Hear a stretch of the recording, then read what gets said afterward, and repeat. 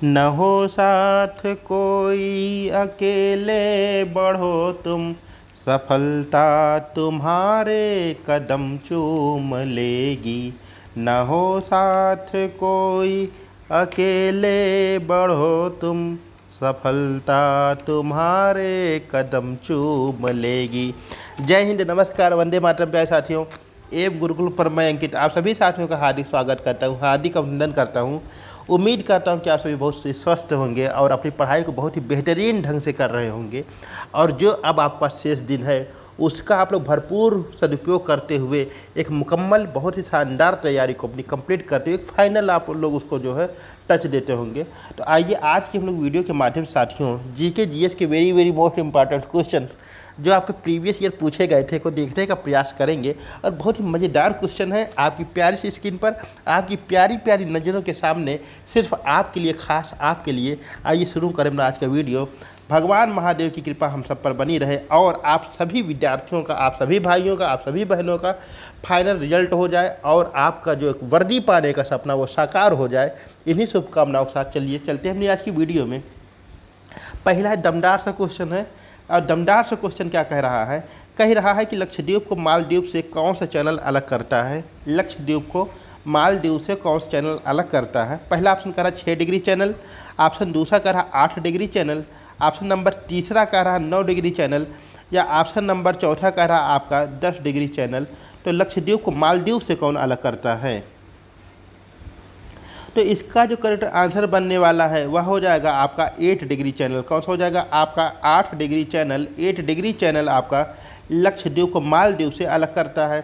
अगर बात किया जाए बाकी जो आपके ऑप्शन हैं इनके बारे में क्या है, तो 6 डिग्री जो आपका चैनल है, 6 डिग्री चैनल जो है निकोबार से सुमात्रा द्वीप को अलग करता है, इंडोनेशिया को अलग करता है। किसको? निकोबार से सुमात्रा इंडोनेशिया को अलग करता है।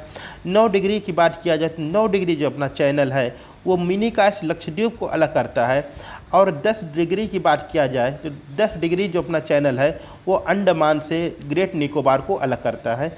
इस तरह से हमारा जो पहला शानदार सा क्वेश्चन है उसका करेक्ट आंसर हो जाएगा ऑप्शन नंबर दूसरा, यानी 8 डिग्री चैनल लक्षद्वीप को मालदीव से पृथक करता है। बहुत बढ़िया, शाबाश।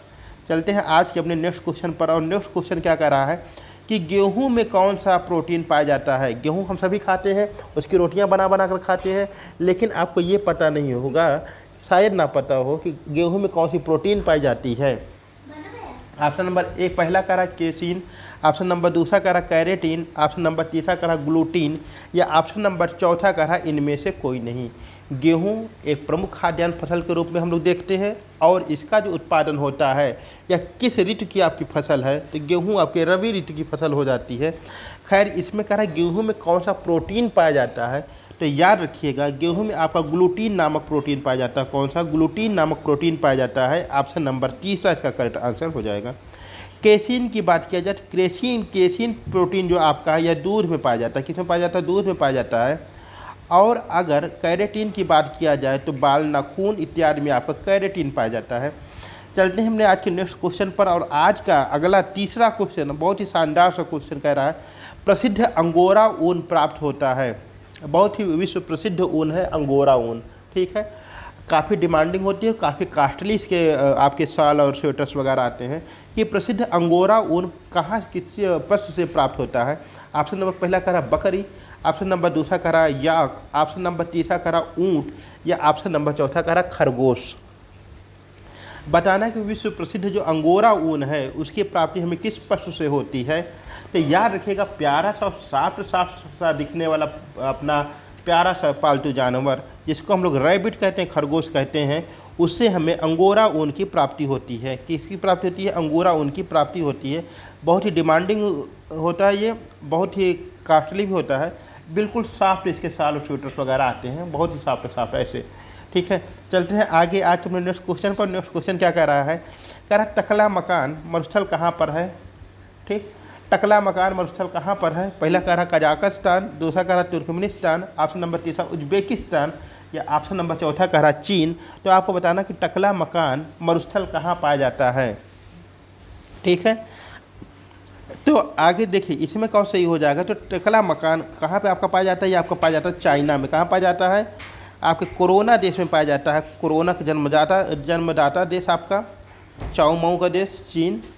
यहाँ पे आपका टकला मकान नामक मरुस्थल पाया जाता है, ठीक है। या यूँ कह सकते हैं याद रखने के लिए कि चीन में सब टकले होते हैं, तो टकला मकान मरुस्थल कहाँ हो जाएगा आपका, यह हो जाएगा आपका चाइना में, ठीक है। अगर तुर्कमेनिस्तान की बात किया जाए तो तुर्कमेनिस्तान में आपका बहुत ही फेमस डेजर्ट है आपका काराकुम डेजर्ट। कौन सा काराकुम मरुस्थल आपका कहाँ पाया जाता है, तुर्कमेनिस्तान में पाया जाता है। उज्बेकिस्तान और कजाकिस्तान की सीमा पर क्यूजिल कुम पाया जाता है मरुस्थल आपका। तो इस तरह से देखा जाए टकला मकान मरुस्थल आपका कहाँ पाया जाता है, आपका चाइना में देखने को मिलता है। बहुत शानदार क्वेश्चन है। चलते हैं आगे, और आगे भी गजब का क्वेश्चन है आपकी प्यारी सी नज़र के सामने। कह रहा कि राष्ट्रीय दुग्ध दिवस कब मनाया जाता है। ऑप्शन नंबर पहला कह रहा आपका 26 नवंबर, ऑप्शन नंबर दूसरा कह रहा कि 1 जून, ऑप्शन नंबर तीसरा कह रहा आपका 5 अक्टूबर, या ऑप्शन नंबर चौथा कह रहा आपका 7 अगस्त। तो आपको बताना कि राष्ट्रीय दुग्ध दिवस कब मनाया जाता है।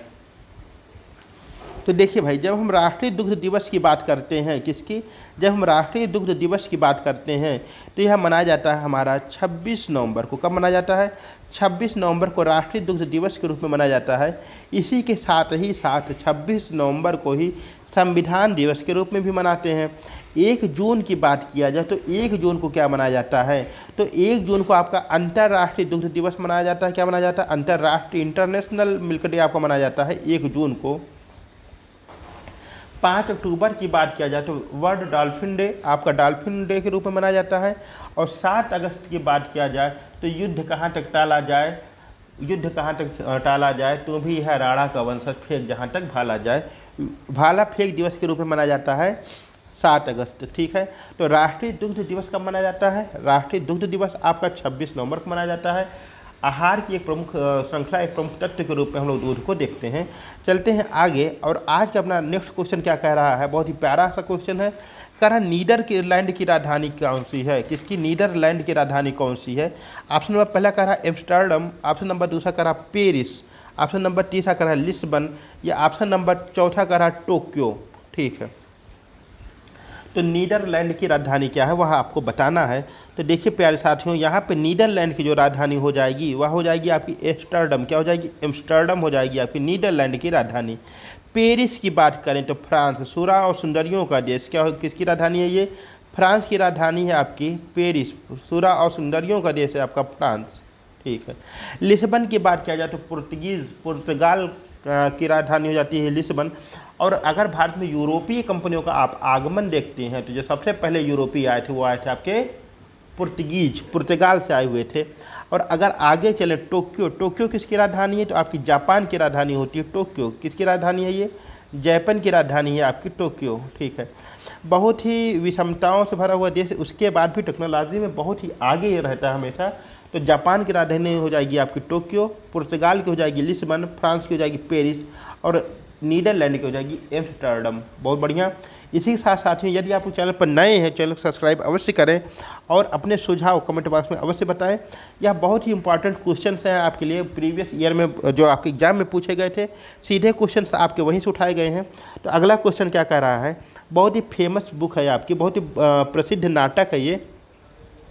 कह रहा मुद्रा राक्षस के लेखक कौन है। ऑप्शन नंबर पहला कह रहा कालिदास, ऑप्शन नंबर दूसरा कह रहा विशाख दत्त, ऑप्शन नंबर तीसरा कह रहा तुलसीदास, या ऑप्शन नंबर चौथा कह रहा कल्हड़। तो आपको बताना है मुद्रा राक्षस के लेखक कौन है। मुद्रा राक्षस जो आपका नाटक है, इसके लेखक कौन है, यह आपको बताना है। तो देखिए यहाँ पे कई बार कन्फ्यूजन होता है, किसमें कई लोग इसको जो है कालिदास लगा देते हैं बाय मिस्टेक।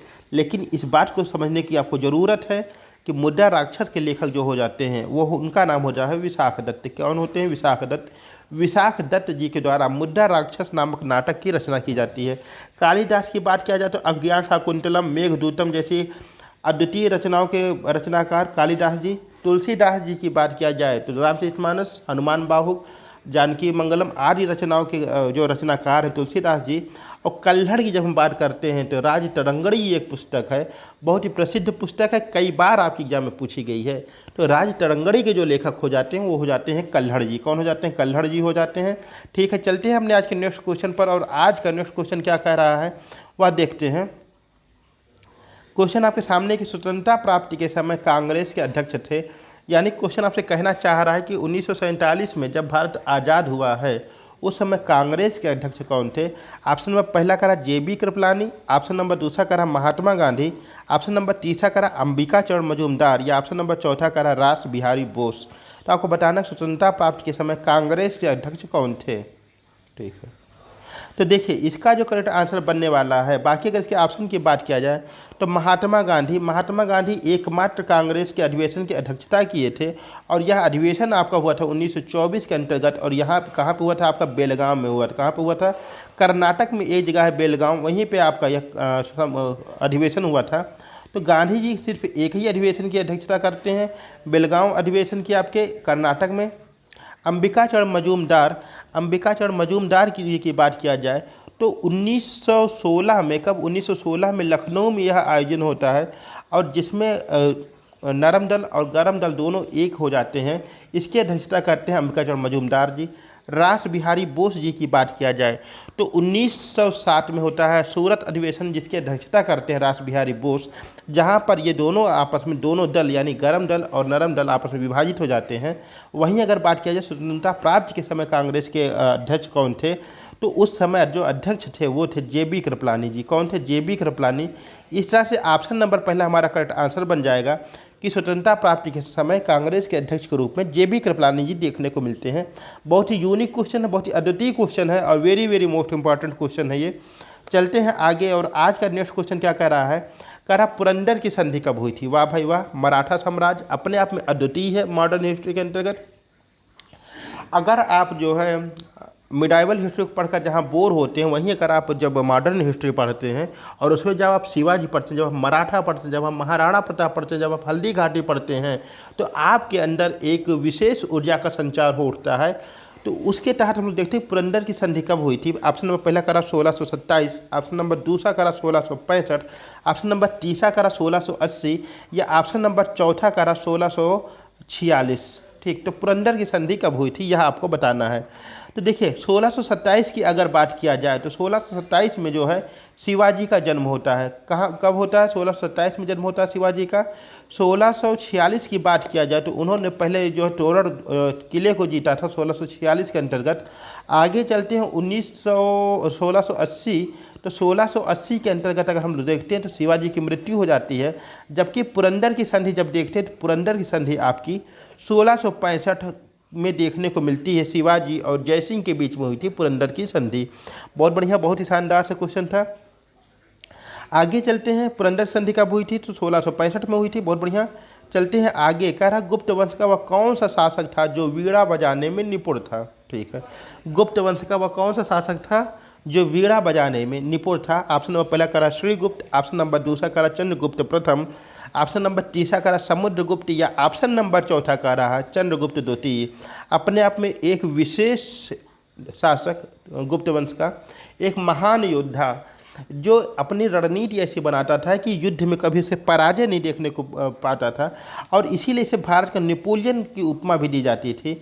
तो इस तरह देखेंगे तो यह वीणा वादन का शौकीन व्यक्ति था, और जो इसके शासनकाल में सिक्के चलते थे उस सिक्कों में भी जिसकी आकृति बनी है वह वीणा बजाते हुए ही बनी हुई है। तो बात करें कौन था आखिर वह महान शासक, तो गुप्त वंश का वह महान शासक था समुद्रगुप्त। कौन था, समुद्रगुप्त। वह महान शासक के रूप में देखने को मिलता है। श्रीगुप्त की बात करें तो श्रीगुप्त जो है गुप्त वंश के संस्थापक हो जाते हैं, और श्रीगुप्त के पुत्र होते हैं घटोत्कच, और उनका बेटा होता है चंद्रगुप्त प्रथम। चंद्रगुप्त प्रथम के समय में गुप्त वंश का एक विकास होने लगता है, तो वास्तविक संस्थापक के रूप में चंद्रगुप्त प्रथम को जाना जाता है। और खैर यहाँ पूछा कि गुप्त वंश का कौन शासक था जो वीणा बजाने में निपुण था, तो इसका सीधा सा आंसर हो जाएगा समुद्रगुप्त। बहुत ही शानदार सा क्वेश्चन है आपका। चलते हैं आगे, और अगला क्वेश्चन बहुत ही आसान क्वेश्चन है। अगला क्वेश्चन क्या कह रहा है कि तीनों सेनाओं का प्रमुख कौन होता है। तीनों सेनाओं का प्रमुख कौन होता है। आपके यहाँ जो तीन सेनाएं हैं, जल सेना, थल सेना और वायु सेना, तीनों सेनाओं का कमांडर इन चीफ कौन है, मुख्य सेनापति कौन है। तो पहला ऑप्शन कह रहा है राज्यपाल, दूसरा ऑप्शन कह रहा है मुख्यमंत्री, ऑप्शन नंबर तीसरा कह रहा है प्रधानमंत्री, ऑप्शन नंबर चौथा कह रहा है राष्ट्रपति। तो इसमें तीनों सेनाओं का जो प्रमुख सेनापति वह कौन होता है, यह आपसे क्वेश्चन कर रहा है। तो देखिए जो तीनों सेनाओं का प्रमुख होता है वह होता है भारत का प्रथम नागरिक। कौन होता है, भारत का प्रथम नागरिक होता है, अर्थात वह होता है भारत का राष्ट्रपति। कौन होता है? वह भारत का राष्ट्रपति होता है। राष्ट्रपति महोदय जो होते हैं वह तीनों सेनाओं के सर्वोच्च सेनापति, कमांडर इन चीफ होते हैं। बहुत बढ़िया। वर्तमान में राष्ट्रपति भारत की कौन है? तो वह है आपकी श्रीमती द्रौपदी मुर्मू जी। बहुत बढ़िया क्वेश्चन है आपका। चलते हैं आगे और नेक्स्ट क्वेश्चन क्या कह रहा है? कह रहा है किस संविधान संशोधन में मतदाता की उम्र 18 वर्ष कर दी गई? हालांकि पहले देखिए इसमें क्या था कि मतदान के लिए आपकी उम्र जो होती थी 21 वर्ष निर्धारित की गई थी, न्यूनतम आपको 21 वर्ष का होना चाहिए था। परंतु इसमें एक संविधान संशोधन किया गया जिसके तहत आपके मतदान करने की जो उम्र थी, मताधिकार का जो आपका आयु थी, वह 21 वर्ष से घटा करके 18 वर्ष कर दी गई। वह आपको बताना है। ऑप्शन नंबर पहला कह रहा 61वां संविधान संशोधन, ऑप्शन नंबर दूसरा कह रहा पहला संविधान संशोधन, ऑप्शन नंबर तीसरा कह रहा 42वां संविधान संशोधन, या ऑप्शन नंबर चौथा कह रहा 101वां संविधान संशोधन। तो देखिए यहाँ पर जो आपका करेक्ट आंसर बनने वाला है वह बन जाएगा आपका ऑप्शन नंबर पहला, यानी कि 61वां संविधान संशोधन। इसी के तहत ही आपकी मतदान करने की जो उम्र थी, न्यूनतम उम्र, तो 21 वर्ष से घटा करके 18 वर्ष कर दी गई थी, जिसका हम सभी लोग मताधिकार का प्रयोग करते हैं। बहुत बढ़िया। अब 18 साल से होते ही आपके क्या कर आपको अधिकार मिल जाता है कि आप अपनी सरकार चुनने के अधिकारी हो जाते हैं, आप मत देने के अधिकारी हो जाते हैं। बहुत बढ़िया। चलते हैं आगे और आज का नेक्स्ट क्वेश्चन क्या कह रहा है? कह रहा 16वां वित्त आयोग के अध्यक्ष हैं। पहला ऑप्शन कह रहा है अरविंद पनगड़िया जी, ऑप्शन नंबर दूसरा NK सिंह, ऑप्शन नंबर तीसरा S सोमनाथ जी, ऑप्शन नंबर चौथा KV कामत। तो आपको बताना है 16वें वित्त आयोग के अध्यक्ष कौन हैं। ठीक है, तो देखिए इसमें जो आपका करेक्ट आंसर बन जाएगा, तो अगर हम NK सिंह जी की बात करें तो यह 15वें वित्त आयोग के अध्यक्ष होते हैं। किसके होते हैं? 15वें वित्त आयोग के जो अध्यक्ष होते हैं वह होते हैं NK सिंह जी। ठीक है। इस सोमनाथ की बात किया जाए तो इसरो के प्रमुख हैं। किसके प्रमुख हैं? इसरो के प्रमुख हैं। और अगर KV कामत की बात किया जाए तो ये DRDO के प्रमुख हैं। किसके प्रमुख? DRDO के प्रमुख KV कामत जी देखने को मिलते हैं। ISRO, इसरो। ठीक है, तो बचा ऑप्शन, पहला ऑप्शन बच गया अरविंद पनगड़िया। तो 16वें वित्त आयोग के अध्यक्ष कौन हो जाएंगे? यह अरविंद पनगड़िया जी देखने को मिलते हैं। बहुत बढ़िया क्वेश्चन है आपका। चलते हैं आगे आज के अपने नेक्स्ट क्वेश्चन पर। नेक्स्ट क्वेश्चन क्या करा कि सुहाग नगरी की संज्ञा किसे दी जाती है? ऑप्शन नंबर पहला लखनऊ, ऑप्शन नंबर दूसरा कन्नौज, ऑप्शन नंबर तीसरा अलीगढ़, या ऑप्शन नंबर चौथा फिरोजाबाद। उत्तर UP GK के आपके क्वेश्चन है ये कि सुहाग नगरी की संज्ञा किसे दी जाती है।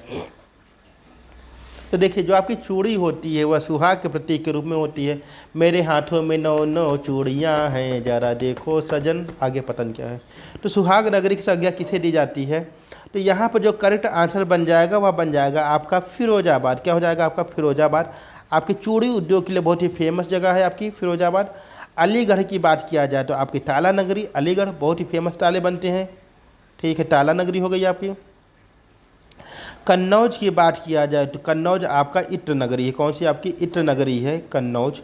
और अगर लखनऊ की बात किया जाए तो नवाबों की नगरी और चिकनकारी के रूप में मशहूर आपका ज़िला हो जाता है लखनऊ। ठीक है, तो सुहाग नगरी की संज्ञा किस ज़िले को दी जाती है? तो आपका फिरोजाबाद शहर को दी जाती है, ज़िले को दी जाती है। बहुत बढ़िया। चलते हैं हमने आज के लास्ट क्वेश्चन पर, और कह रहा लास्ट क्वेश्चन बहुत ही शानदार सा क्वेश्चन है कि टेलीविज़न के आविष्कारक कौन है? पहला कह रहा न्यूटन, दूसरा कह रहा JL बेयर्ड, ऑप्शन नंबर तीसरा कह रहा जॉन स्टीफेंसन, या ऑप्शन नंबर चौथा कह रहा ग्राहम बेल। तो आपको बताना है कि टेलीफोन के आविष्कारक कौन हैं।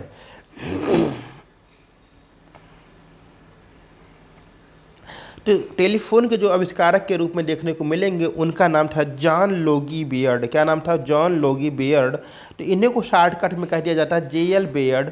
इस तरह से आज हम लोग GK GS की वेरी मोस्ट इंपॉर्टेंट 15 क्वेश्चन को देखने का प्रयास किए हैं। उम्मीद करता हूँ वीडियो आप सभी को पसंद आई होगी और आप सभी इसे लाइक अवश्य करेंगे। मिलते हैं अगली वीडियो में, तब तक के लिए नमस्कार। आपके चेहरे पर मुस्कान यूं ही कायम रहे। धन्यवाद।